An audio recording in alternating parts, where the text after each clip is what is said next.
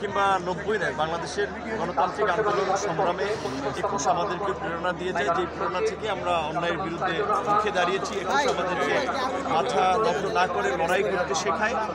এবং যেহেতু 52-র যেই চেতনার আকাঙ্ক্ষা, 71-এ মুক্তিযুদ্ধ হয়েছিল একটি স্বাধীন সার্বভৌম ভূখণ্ড, নাগরিক মর্যাদা এবং জনগণের জন্য একটা মুক্ত স্বাধীন রাষ্ট্র।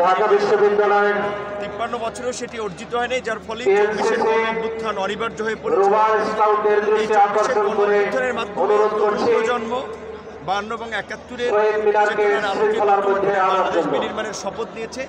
আজকের এই 21-এর প্রথম প্রহরে শ্রদ্ধা নিবেদনের মাধ্যমে আমরা সেই দায়বদ্ধতার জায়গাটি স্মরণ করছি এবং আগামীর বাংলাদেশ বিনির্মাণে অঙ্গীকার করছি। কোটি মানুষের আস্থার ভালোবাসায় 11 বারের মতো দেশের 1 নম্বর রেফ্রিজারেটর ব্র্যান্ড ওয়ালটন।